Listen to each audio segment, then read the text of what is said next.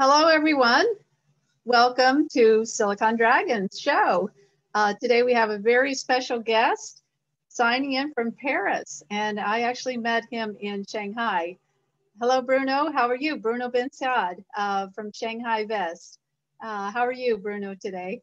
Hi, Rebecca. Hi, everyone. Doing well. Good. Thank you very much. Not vaccinated yet, so that's why I'm doing well. Okay, excellent.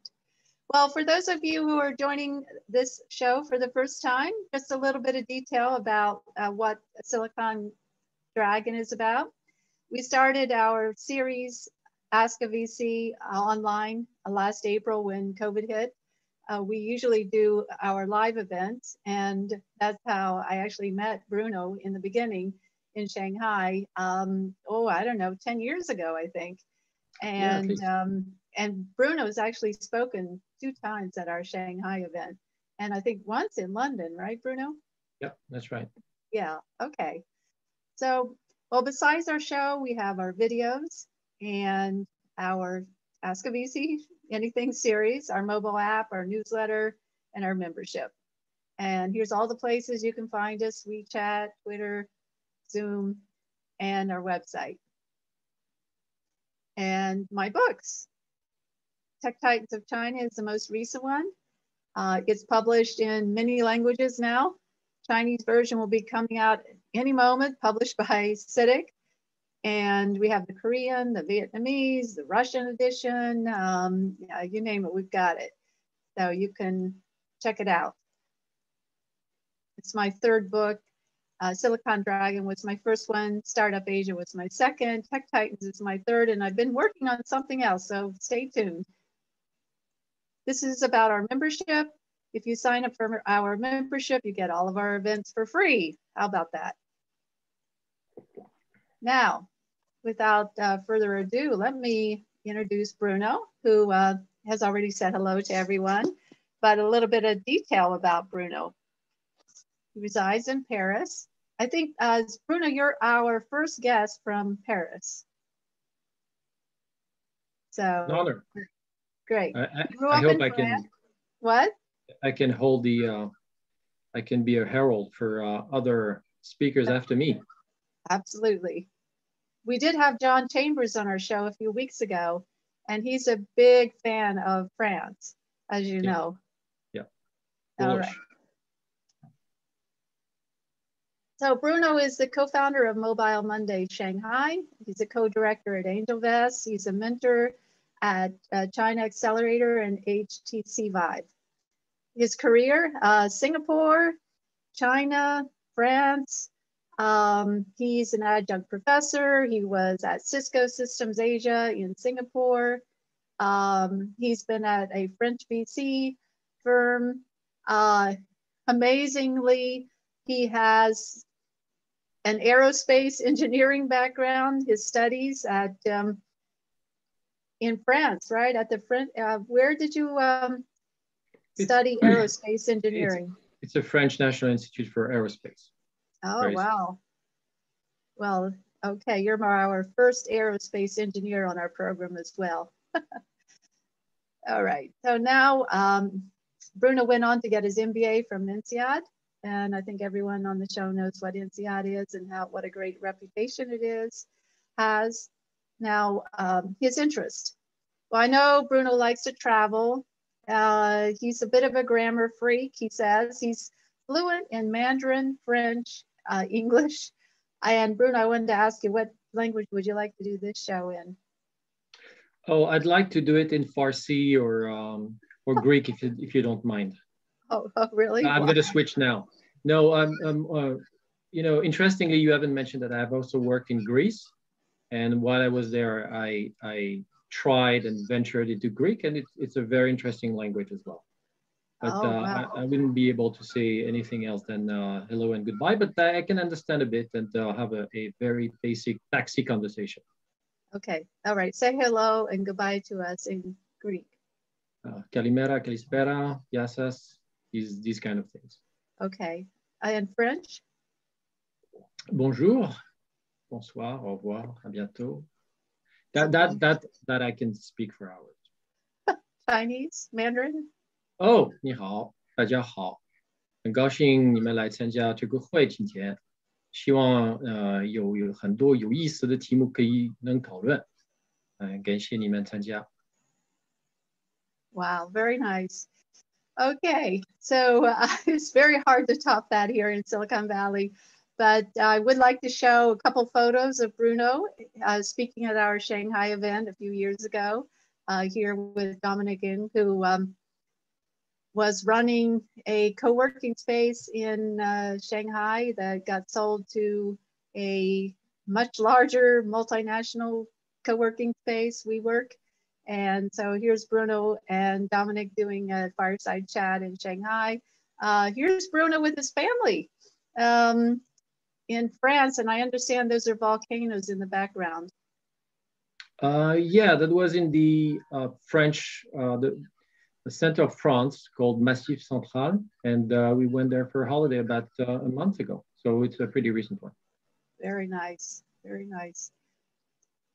All right, so well, we're going to get into our Q&A, and I should tell everyone that we are going to be welcoming questions from the audience, and you can submit those through the Q&A function on the Zoom sidebar, and I'm going to watch those and select the best questions to ask Bruno, and then we'll get him to answer them.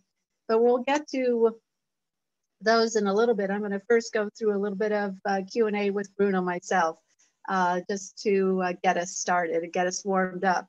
Here are a few questions that I thought we might want to cover: the tech clash in China tech, Chinese investments in Europe, US-China decoupling and the impact on Europe, Huawei and 5G in Europe, hottest market sectors for VCs, COVID and deal flow, Chinese soft power, top lessons for entrepreneurs and deal makers. And that last one is to capture Bruno's expertise as a coach and a mentor.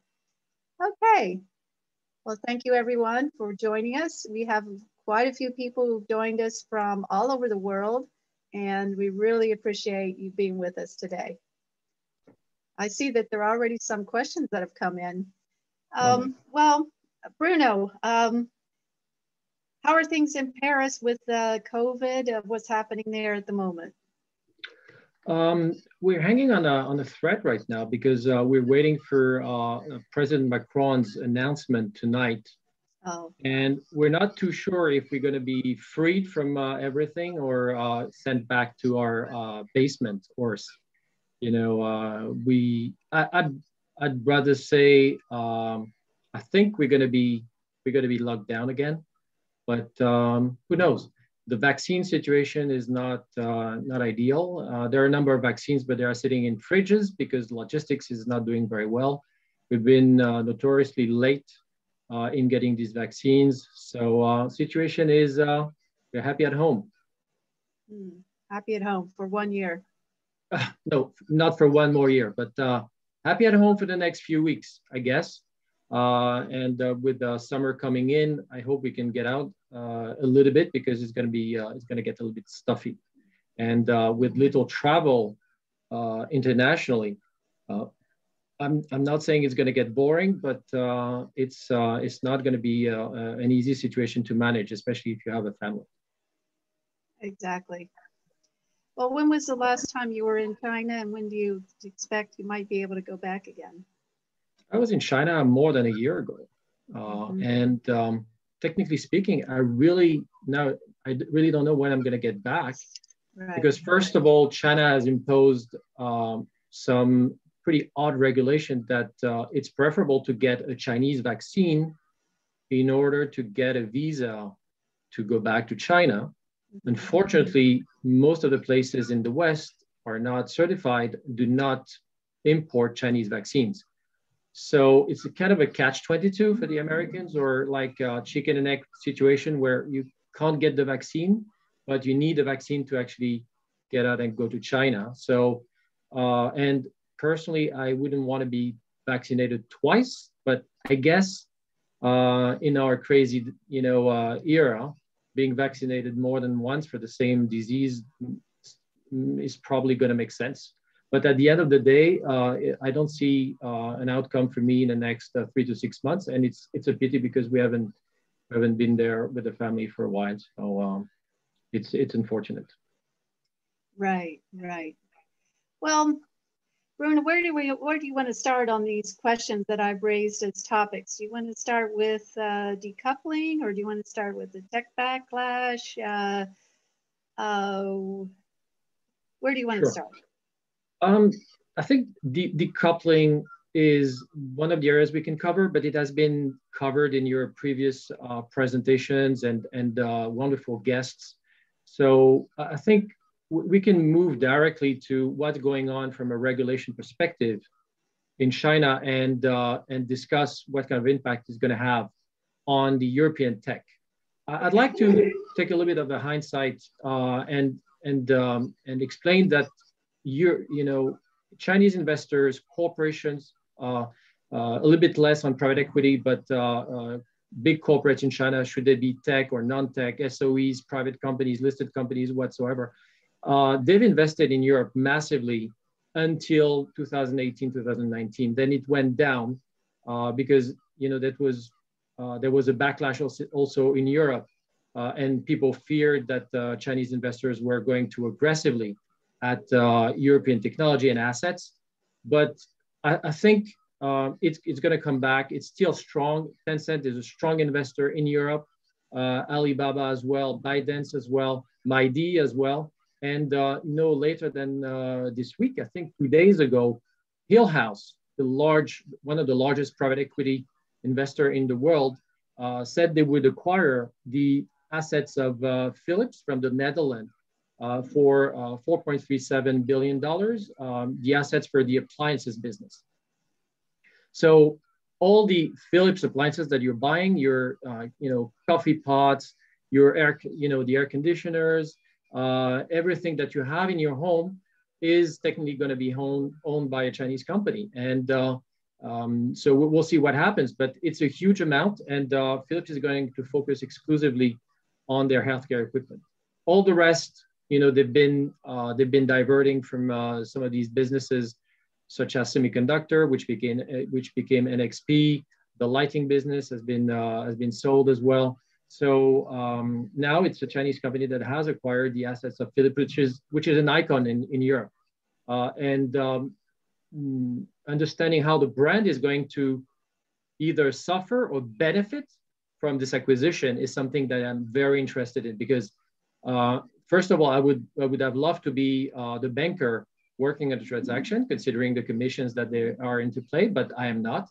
But as an advisor on smaller transactions, I can tell you that this is always very exciting to build value around a deal and to make sure that they stick, because there's nothing worse for somebody involved in a transaction to see the merged entities or the sold entity just falter or disaggregate after a while. So in all the transactions that I've carried, I was very lucky and fortunate that everything worked out. And I can still talk about them even 10 years after it was completed. But as far as Hillhouse is concerned, this is the largest private equity firm in China, behind CIC and sovereign funds. And I am interested to see what they're going to do with the Philips business. And this is one of the things that I want to be seeing. We're talking about regulation as well. So as you may have heard, there was an IPO, I think in November, for Ant Financial, which is the fintech arm of Alibaba. And Ant Financial was supposed to list to raise 30 billion USD for about 300 billion overall valuation. So a huge amount. And then 2 days before the IPO, Jack Ma, the owner of the company, was invited for, let's say, tea at one of the government offices, and was explained that probably it was not going to be possible for him to list. So we can go into details on the reasons why. I'd like to focus a little bit more time on what is going to be the outcome of all this. So not focusing on Ant Financial alone, but it shows a strong momentum towards cracking down on large monopolies. By definition, monopolies are large, but companies like Tencent, Alibaba, even ByteDance, Baidu and other companies from the tech side, but there are also monopolies in other areas because they're becoming too big. And why is it happening? Is because I guess there's also a matter of stability. There's also a matter of control. There's a lot of different issues that is being addressed, and you can read papers about it. But what is going to happen that I anticipate that these companies, they need to set up separate entities. This is the case for Tencent, for example, with their fintech business. The Chinese government is going to impose higher requirements, especially on on the funds that they're supposed to keep as banking institutions, because they all have banking licenses, both Tencent and Alibaba. I mean, to mention these two, and so is it going to inspire a dearth or less funding in other areas? Maybe, maybe not, but there's going to be, I think, a lot of movement around selling the assets or, doing some M&As around these companies, and it's going to percolate. There's going to be a water down effect into other areas, because when there is M&A at these levels, it's going to impact the rest of the ecosystem in China, and probably most surely the ecosystems in US and in Europe as far as Chinese investment is concerned. Well, which one of these Chinese companies do you think is most apt to be on the list of those who need to diversify? Alibaba. Alibaba is number one. Okay. Yeah. And why is that? Why Alibaba over Tencent? Yeah, unfortunately, I mean, this is mainly due to the personality of Jack Ma, to get started with. A lovely person, a wonderful entrepreneur, but with a big mouth. And unfortunately, it went on for as long as it could in the China changing tech ecosystem, as long as he was creating jobs, and as long as he was able to grow the ecosystem as a whole. And but I think with Ant Financial becoming really, really big, and Jack Ma being Jack Ma, and though he was not the CEO of it anymore of Alibaba, he still was he incarnated. He was the person behind and the brand behind Alibaba, and what was also driving a lot of people. And I think that he was influencing a little bit too much. But behind that, there is control of the data. So yes, Alibaba is the first to be impacted because they were growing too fast in too many areas, which were probably too sensitive for the Chinese government, especially around surveillance and around financial data. But I think it's important that it went they went at Jack Ma first. He disappeared for a while. He came back. But the data that is being produced by Ant Financial, because everybody's using a mobile payment nowadays, mobile credit and so on. So the data that is being generated by these entities is humongous, and having control over this is important. That said, they're going to be part of the new initiative on digital currency. So I do not see the plan on cracking down on Alibaba, Tencent, and so on as a move. And I've had arguments with other China specialists like Kaiser or Jeremy that you may know as well on this. And I think it's really not about cracking down on these entities because they will participate to fostering and to growing the e-currency that you've probably seen in the last few months in China, because they are too big as well. I mean, they're still very, very big. It's just that they have to reorganize and becoming financial entities by themselves. And when the Chinese government announced that they were going to impose sanctions on Tencent, the stock value of Tencent over 2 days, went down 60 billion. So the overall fintech business of Tencent was virtually wiped out. It's still a company that's worth 800 billion valuation. It's not too shabby, right? But when there is such an announcement and they say they're going to impose some sanctions and fines, because I was reading the other day that Alibaba is also going to be fined a significant amount for just being themselves. I was reading that they may be fined almost $1 billion just for violating some of the regulations or not respecting what they were supposed to be doing as a financial institution. 975 million possible fines. So this is huge. Was this going to impact Chinese tech innovation overall? I don't think so. Really? No, because the positive thing about all this is that innovators are going to feel more respected, and in my opinion, they will have more free reins to exist in the shadow of Tencent, Alibaba, and to a lesser extent, or ByteDance, and to a lesser extent, Baidu and other players. But they will, I think it's a good thing. It's a good thing because investors that have invested in Alibaba, Tencent, and so on, most of the VCs are not into these companies anymore. It's like large PEs and hedge funds. So I'm not too worried about them. They're doing well. But for VCs and for the tech ecosystem, I think it's good because that means that cracking down on monopolies also means that these big companies are going to think twice, in my opinion, before they play rough on the startups that they help at the beginning and then they destroy. Because I've seen this many times. Teams from partners of Tencent or Alibaba being purchased over or just poached from the companies that they were in, and then the VC is left with nothing. The founder is left with nothing.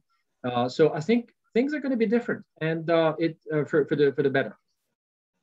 And what about the China to Europe deal flow from these tech titans of China, from Alibaba, Baidu, Tencent, and others, ByteDance? So you mentioned the Hill House Capital deal, but that's a PE deal. What about the tech titan Yes. buys into Europe? Is that still continuing strong, or is that? Yeah, It's definitely lessened in the U.S. for a number of reasons, regulatory included. But what about in Europe? Yeah, I think it's going to go strong. Perhaps, what I see is that in the next few months, while they are reorganizing some of their entities, there's going to be a hiatus, like a period of time where there's not much of investment, but just due diligence and continue surveilling the ecosystem. But I think it's going to keep being very strong because Tencent is the largest tech investor in Europe. Of the Chinese investor, they are the biggest. I know ByteDance has committed to invest a lot of money as well. Alibaba is investing a little bit more on the retail and logistics supply chain, although they have invested also in financial entities and duty free. But Tencent has invested into gaming, into fintech, insurtech, biotech. So it's not going to slow down. It's just that at the moment there is a little bit of a shakedown, and so for the next few months, perhaps it's gonna be a little bit slow, but it's gonna be strong. And Chinese investors, they also understand that the European market is not one; it's fairly fragmented, and there are unicorns in all of these countries. And very interestingly, especially for Tencent, they've done majority acquisition, and now they're doing minority as well. So they understand that being on their own, it's not always easy to acquire the company and manage it. So they invested into N26, which is a neobank. They invested into Lilium, which is a drone company. Hill House invested into GoEuro, which is also a financial institution. More recently, Tencent invested into Lydia, which is a financial institution. They also invested into Voodoo, which is a gaming company, and they've invested in a number of other companies, which I've mentioned, Supercell, obviously, Ubisoft, and so I don't see a reason why it's going to stop, because especially for gaming, esports, NFT, maybe the audience may or may not know what NFT is about. This is basically having a value and giving a token value to a digital asset. Yeah. the first NFT that was sold apparently was the first tweet from Jack Dorsey for 2.6 million dollars.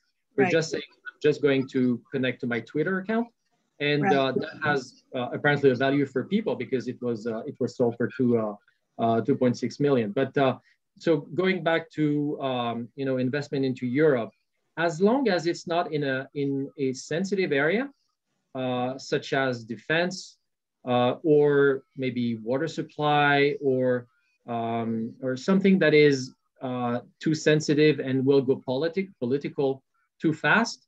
If you look at gaming and if you look at alternative banking, fintech, insurtech, and so on, I don't see this as slowing down. There's no reason. Tencent, Alibaba's, and so on are not monopolies in Europe. Neither is ByteDance.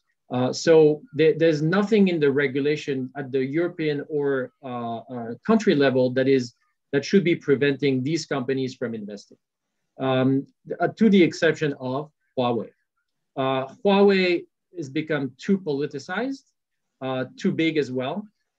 There's too much at stake for the Chinese government dealing with Huawei, and Huawei, in my opinion, has not been able to detach themselves from the political, color that some people have put on them. And this is unfortunate because Huawei is one of the strongest telecom providers in Europe. They provide cheaper boxes and cheaper equipment. They're much more advanced than their competitors in 5G.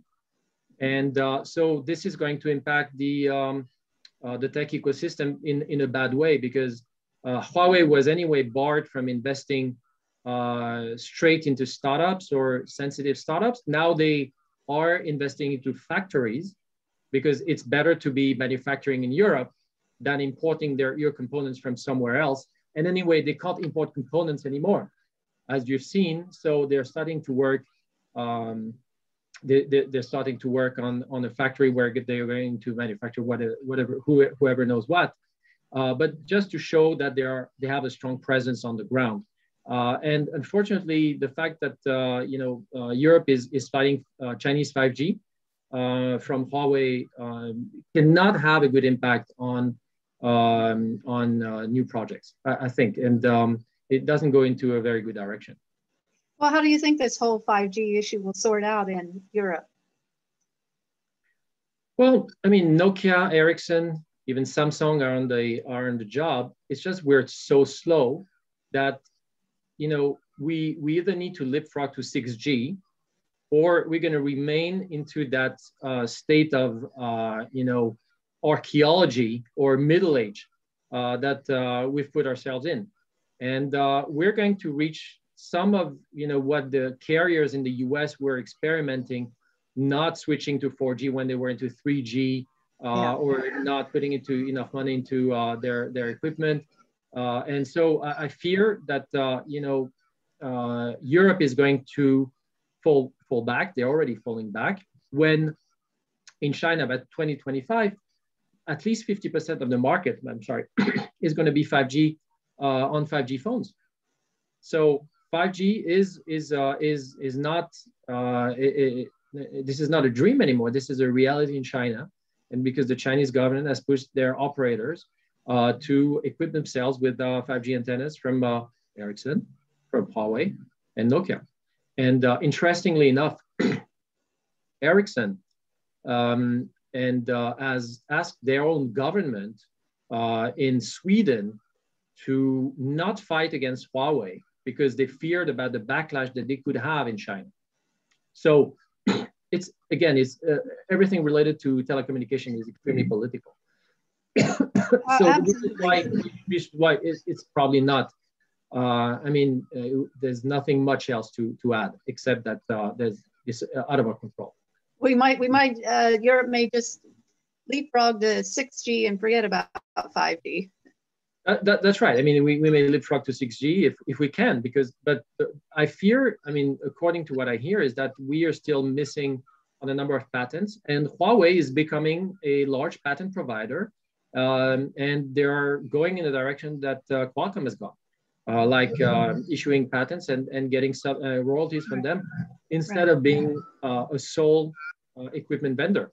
So unfortunately, this means that a lot of people are going to lose their jobs at Huawei for that reason, but they might be more profitable than they've ever been, except that obviously their smartphone segment is really suffering at the moment. They sold their they sold their low-end brand Honor, and not really a low-end, but it's more the secondary brand Honor to the Shenzhen municipal government and a few private investors earlier last year, and to focus on the main Huawei brand. But they're missing components. The technology that they're working on is still not 3 nanometers. It's still 7 to 9, and they're missing key components to go to the next stage as far as the smartphone division is concerned. Right. Okay. So Hal Kelman mentions here on the Q&A segment that he says, you mentioned 6G. There are no standards now. It will be at least 10 years before we see 6G, year 2030 and beyond. What other areas are you looking at? And this is one of the things that I wanted to ask you as well about what other tech sectors do you think are the hottest? And we can discuss that a little bit too. And I see there's another question about Alipay or WeChat coming as an offer of payment in Europe. They already offered in Europe. So that's obviously dealing with and being offered to local customers is something else. I'll answer the question later on. So I'm looking at the number of areas: artificial intelligence, autonomous vehicle, obviously big data in general, and space technology. I think these are areas, among other things, that you should be looking at as an entrepreneur. Fintech, digital assets, cryptocurrency. This is all something that Chinese companies are also interested in. But AI, autonomous vehicles. You know that Xiaomi is going to put 10 billion into autonomous vehicles. They're going to launch a car. So they're going to be perhaps launching a car before Apple. Interestingly, it's hard to stay ahead of those Chinese innovators, right? It's hard to stay ahead of them. Huawei is launching a bank. They just acquired a banking license. I mean, I'm coming back to Huawei because I know them fairly well, but Xiaomi and everyone is moving into smart cities, autonomous vehicles, or even drones. Tencent invested into Lilium. Geely, the company that acquired Volvo about 10 years ago, is an investor into Volocopter. So I think Lilium raised about 250 to 300, Volocopter 350. So these are big companies. And why are they investing into these companies when they can have also the choice in China? Because I remember that I spoke at another event that we forgot in Hong Kong, where I interviewed the CTO of Yihang, which is the #2 drone company in China. So now I remember, and they are the first ones to also manufacture a drone taxi, which I think is going to be experimented and commercialized in the UAE. So drones, autonomous vehicles, face recognition, obviously, authentication, fintech, AI. These are areas. Quantum computing is one area as well. Before I forget, so it's pretty rich. It's you have the choice. I don't want to forget as well about agri-tech. Agri-tech is going to be the next big thing, in my opinion. I'm not sure this is coming from the self-sufficiency kind of motto that was launched a few years ago, and that instead of having the China 2025 plan, that you're moving into self-sufficiency and autonomy. But agri-tech is going to be the next big thing, and in these areas, European companies are as well as Israeli companies have a lot of technology to offer, just to increase yield, to create meat from plants, and Chinese companies also are on this market, like what we call fake pork, fake eggs, fake salmon, which is all the same protein. It's just that it's manufactured manually instead of coming from nature. Yeah, so this is at all these areas. It's a hot area here in the U.S. as well. And well, a question from Roland to you. He wants to know about Alipay or WeChat Pay coming into Europe as a payment mechanism. Yes. The thing is, you can already pay with Alipay and WeChat in a lot of shops. So you need to have vendors that have the gateway, and you have service providers in Europe that are implementing the POSs. I mean the terminal, just to read or to be able to transact. Otherwise, you can still transact just using a phone, like they do in China. You've got these the laser scanning of the barcode on one end, or you can just scan a phone with another phone. So that already exists. The problem is, and your audience, that person is absolutely correct, is it's extremely difficult to have a mobile wallet in Europe or in the West. The mobile wallet is still a walled garden from, for China. And part of the reason is because the transaction is being done in euro being converted to RMB.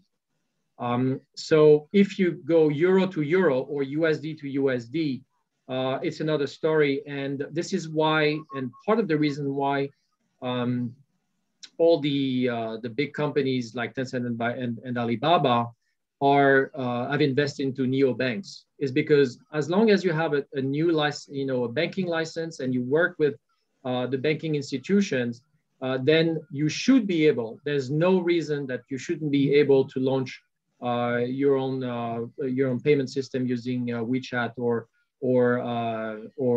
Alipay.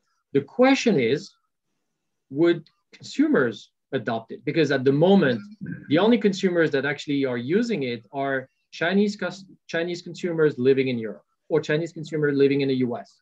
So in the past, it used to be Chinese consumers traveling to China, traveling to Europe, traveling to US, or traveling to South America, and so on. There's no more tourists. So, but the platforms and the gateways have been built. So I personally have a Alipay account. I have a WeChat account. I have the mobile wallet.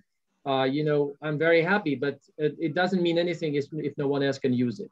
So technically speaking, it's possible, but euro to euro, there's still a long way to go before they implement it, because it's going to impact their brand, and they need to work a lot on the marketing of these offerings. And at the moment, Lydia, which is the leading peer-to-peer payment application in France, is working really well. They have 2-digit growth month on month, and there's no reason to actually implement the WeChat payment application for better or worse. Right.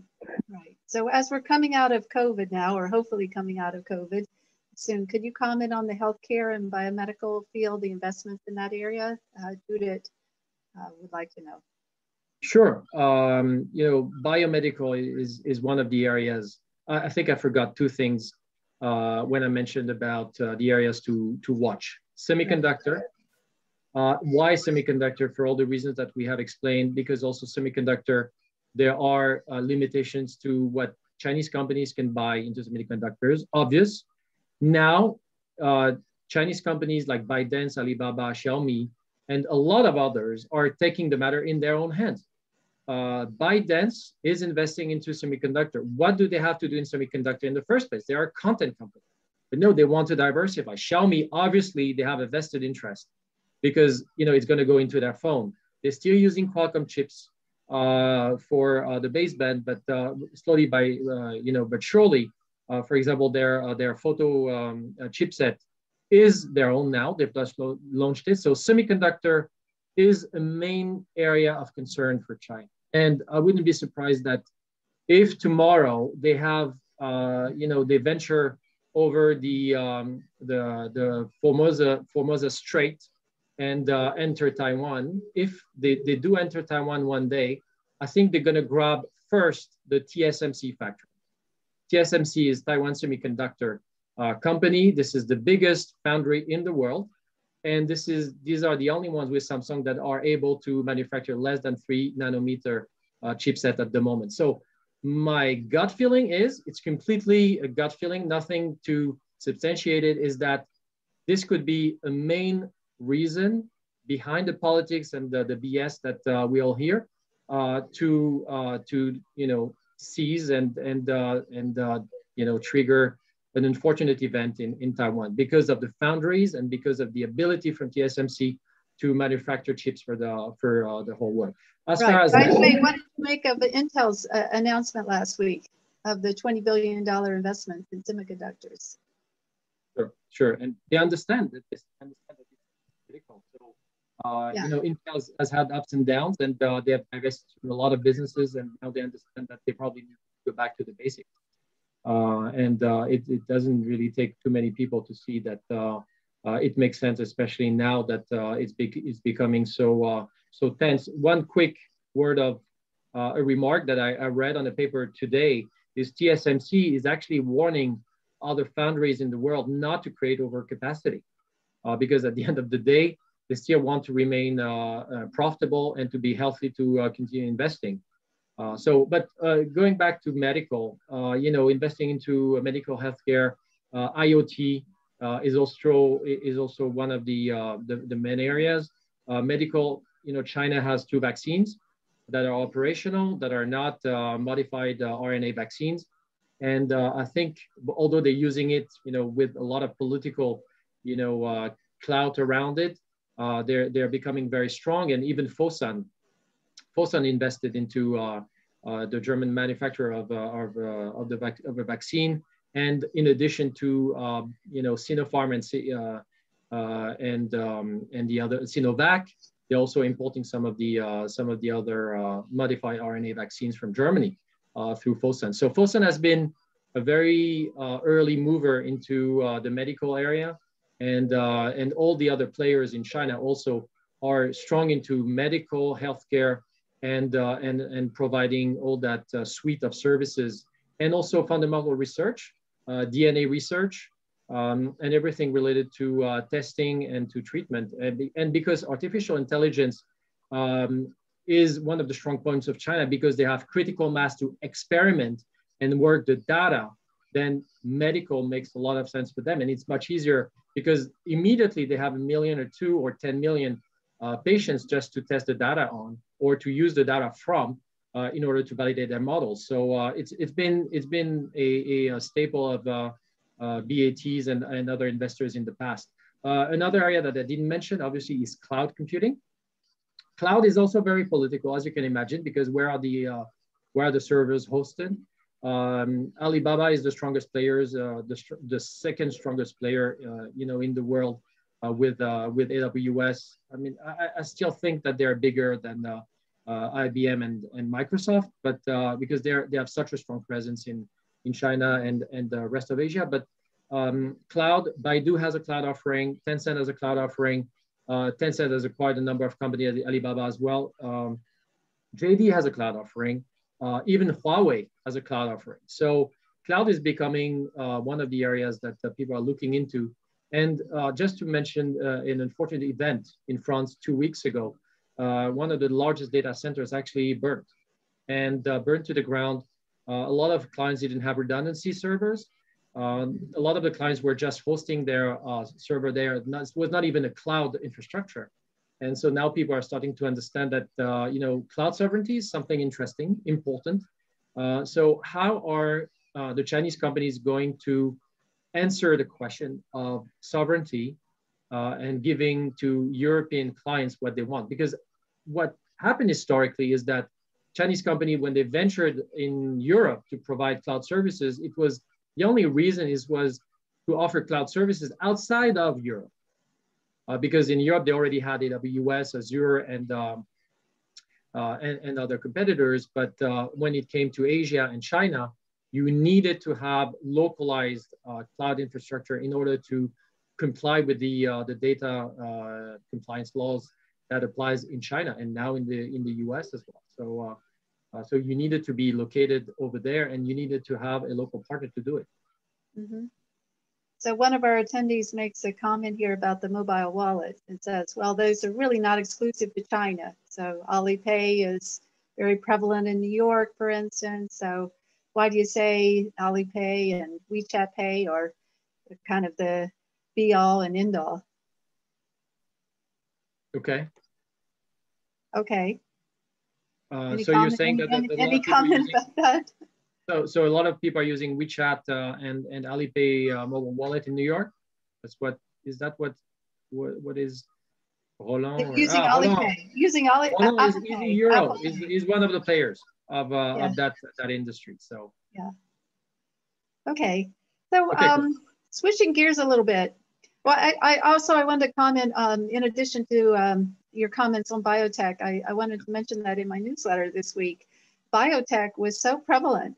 There were 3 or 4 major China biotech deals and a couple of IPOs. So it really dominated this week's news. So biotech in China. Let me, I mean, I have the pleasure to have been able to access a database where they say, you know, WuXi Pharma invested 180 million in December last year into Bayer in Germany. And, you know, biotech has been really a staple from large SOEs mainly, SOE state-owned enterprises, as far as acquisition in Europe, but they are very strong indeed. And it's actually older. Fournder invested in Biotech, the company I mentioned. And earlier on, I think there's a number of other investments from WuXi Pharma, Fosun, and Ifan Pharmaceutical into Poland and other areas. So it's critical as well. What do you think of France as a tech startup nation? This is something that John Chambers is very keen about, and you know he's one of the ambassadors to French tech. And is France, and he equates that as, you know, France, India, Silicon Valley, Israel, these are the hot areas. I mean, what's your view there, being in Paris, being in France? Is France really a startup nation? Yeah, I think it's becoming a startup nation in the realm of what Israeli called a startup nation. Because there is now, let me start by the VC industry. In the past, there was no seed investment kind of segment, and the growth segment was really more for traditional investment, the growth for private equity. And now we're seeing that most of the segment are extremely well covered, especially obviously, you know, the sweet spot that is, you know, pre-revenue, Series A, Series B, and so on. But there is now also the late stage and growth. What is missing in Europe is the exit, but it's getting there. You have more and more unicorn, and France has been one of the producers of unicorn.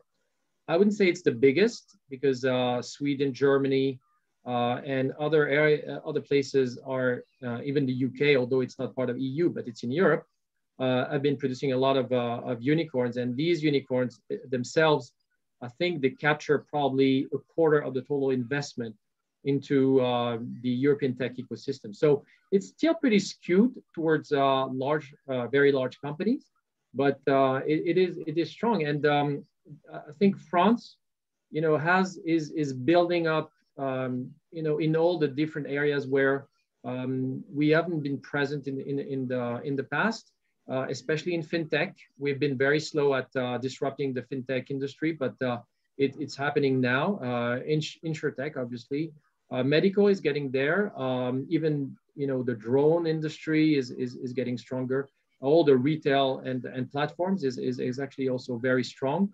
What's specific about France, if I may really speak about France, because I know the place a little bit better than others, is that we have very strong engineers. So everything related to big data, artificial intelligence, computing anything, and providing, you know, optimization to systems and computing, and this is, you know, French engineers are very strong with that. Marketing is not as good historically. And this has been a flaw that we've had, but it's coming back. What I appreciate in France is that the entrepreneurs that have succeeded are giving back and are setting up funds on their own. And one of the most well-known tech entrepreneurs that became a VC and investor and philanthropist is called Xavier Niel, and is the founder of Station F, which is dubbed as the largest incubator and accelerator of startups in the world. I think it's technically in one single place, it's probably correct, although I would refute the claim because Beijing Zhongguancun, in my opinion, is the largest concentration of startup in the world. But at the end of the day, it's such a big project that came to fruition a few years ago.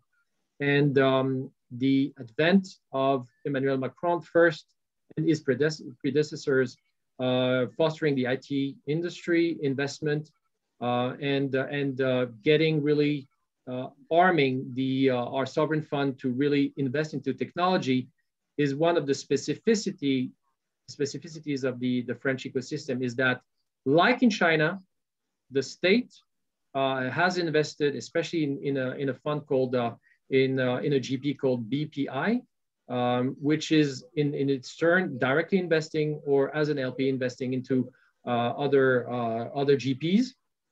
And now you also have the European Investment Fund that is extremely active into investing into GPs into France and into Europe. So it's a new era for Europe, and I think France is one of the leading places to be in. The cost is not too high as far as salaries and the rest is concerned, and there is the talent pool is amazing. So it's a good place to be. And what about the work culture? Work ethos for entrepreneurs is actually the same as what it is in the rest of the world. Very aggressive, very, there's nothing really to talk about. I just like to mention also that there has been a visa policy implemented to attract foreign entrepreneurs. So going back to the work ethos and culture, I think this is one of the reasons why John Chambers was also bullish, because he had in his team in the Valley, because I used to work for Cisco, there were a number of French VPs and EVPs. And I think he has been very impressed by our ability to either invest, carry on, exit, and give back to the ecosystem. And I think this is what we need to what we see and witnessing in France. For the rest of the country, I really can't tell, but it's definitely a technician with our current president. Well, speaking of exits, how come, and had a question about exits and IPOs or M&A deals from France. And I was also interested in the same question about unicorns in France. So maybe you could talk a little bit about that with some specifics. Sure. There's been a number of unicorns in France. One of the well-known companies is a car-sharing company called BlaBlaCar. Again, I'm always very uncomfortable speaking about France only because although this is the place where I live and where I grew up, I think I'd like to have a broader view. But we're producing a number of more unicorns, and this is also because we have now the infrastructure in terms of VCs to cover the late stage segment, which did not exist. And a number of companies are being acquired by US companies for exits. And as far as IPOs is concerned, I think we're still missing the mark. Because most of the exits, not most of them, but a lot of them historically have been done through corporates. And we always go west when we look at exits, meaning to the US, and much less into China. And to go back to the story that is the topic of the day, is that being acquired by a Chinese company is not the same as as leaving a minority share to a Chinese investor. It's actually very different. So when it comes to gaming, if you work like Voodoo or Ubisoft or Supercell with a giant like Tencent, there's going to be a fit immediately. I mean, except in some cases where company cultures are clashing, like with Zynga in the past. But at the end of the day, these are money-making businesses. And if I use the example of Tencent, they know that they don't want to kill the cash cow. What they want to be doing is just take these companies and adapt them as far as they can to the Chinese market. But what they want is just to make sure that they get the money that they need to develop their own market first and to become unicorns on their own. So I think this is why this is working so well, because there is a fit of culture, and especially in gaming and esports, everybody knows each other. People identify the good and the performing players, and this is why Tencent and Giant and other companies have acquired and scooped some of these assets in Europe, because it's, the culture fit is there. It's just that, and the creativity in Europe is also very, very strong. So, some of the movies that you see is coming from Europe as far as CGI is concerned, and some of the best grossing games are coming from Europe. So it's a non-brainer. It's a little bit more difficult when you deal with a regulatory environment, such as fintech and banking, and where the fit might not be so obvious from let's say, cultural or tools perspective, and where you need to be very localized. So, every industry has their own specificities. All right. So picking up on your aerospace background, there's a question about Elon Musk and his satellite networks in the telecom industry. What's your view of the future of Elon Musk's satellite networks in telecom? It's a question from one of our attendees. Okay, so let me start by the negative. As an aerospace engineer, I can tell you that a myriad of small satellites in low orbit is actually disrupting space observation. And also, there is an increased risk of space garbage. So when you launch a lot of these small satellites, the chance and the risk that you damage other satellites is actually very strong. And also for space observation, it's not really the best way to it's this cooperation. And when you're launching too many satellites, small especially, it's not going to help. But on the positive side, and Gili also invested, they just announced that they're investing also a few billions into launching low orbit satellites. So Elon Musk is just a model for everyone. You like it, you like him, or you don't. He has his flaws and is exuberant, but at the end of the day, he has ideas and he goes for them, and he is not afraid. So I think for Chinese entrepreneur is one of the models. I mean, I grew tired of the black turtleneck, pullover from Steve Jobs, and I think since Theranos went down and hit their iconic but flawed founder as well, I think the turtleneck, black turtleneck is going away. Now we're giving way for founders and examples like Elon Musk, and I think he's very honest as well. He said, if my cars are spying on people, then they don't deserve to be on the market, because there were concerns. The Chinese government recently gave a recommendation to PLAs, I mean, People Liberation Army's personnel, not to buy Tesla cars. And he said, well, if we're spying on you, then don't buy the car. He said it in a very apologetic and honest and down-to-earth way. He said, well, and he said that actually a few years before. He said it different. He said, if I'm looking for the day where somebody is going to build a better car than mine, and then I don't need to be around anymore. I don't know if he meant it, but the idea is we're here to foster competition and to give ideas. Okay, well, good. As we're getting toward the end of our hour, I'm just going to launch our polling, and sure, everyone can respond anonymously. Some of these are just fun questions, like, have you received your vaccine yet? Where do you live? Paris, Shanghai, Silicon Valley, New York, London, or other. What's the hottest new tech? And I give you a few choices here. Have you used a cryptocurrency? Yes, no. which geo market is hottest, and there are a couple options there. Okay, let's see what the poll is saying. All right. 20% have received their vaccine. It's a real mixed global audience here. Wow. It's almost, okay.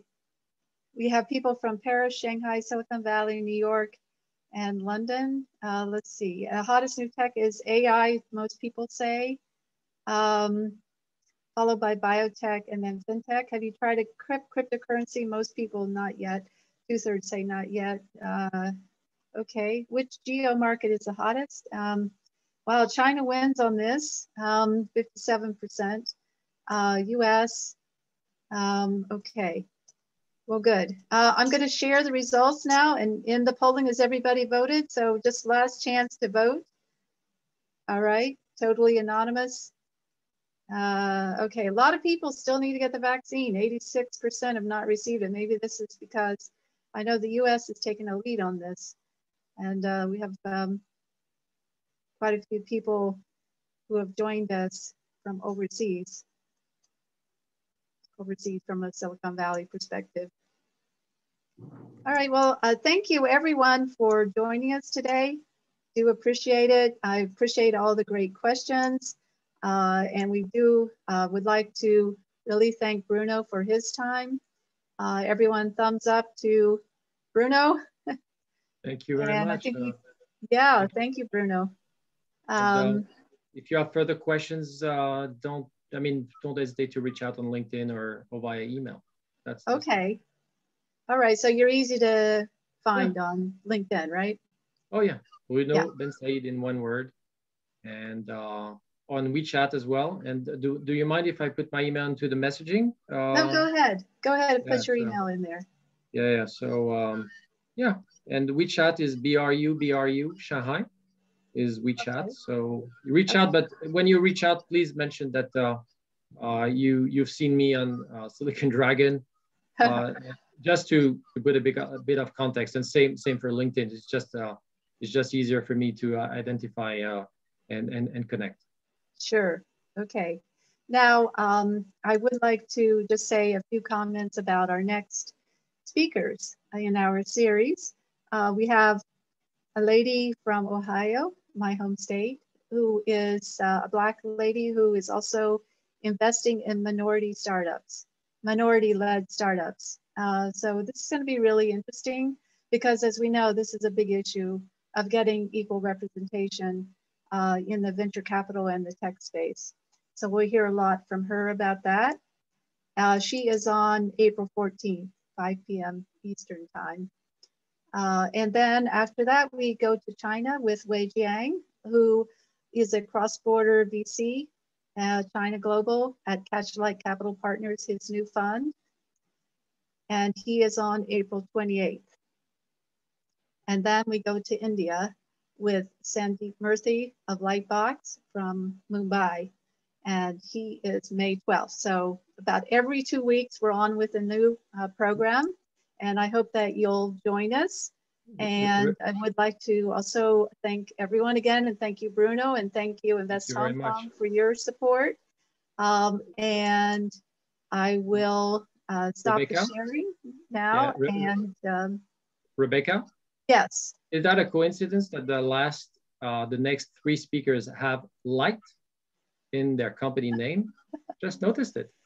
Yeah, it's interesting. Yes, it's not Lightspeed, but it's Lightship. It's Flashlight, and it's Lightbox. Right. So I guess there's a theme in there, but we're all just trying to see the light. Exactly. I guess it's the theme of the day.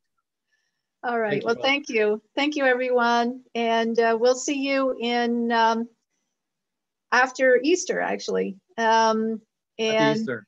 Yeah. Happy Easter. Happy Passover, everyone. See you in a few weeks with our minority show. So thank you again. And I think Bruno has put in his details in here. So we're going to sign off now, and we'll see you soon. Thank you again. Take care. Bye, Bruno. Bye-bye. Bye-bye. Bye-bye.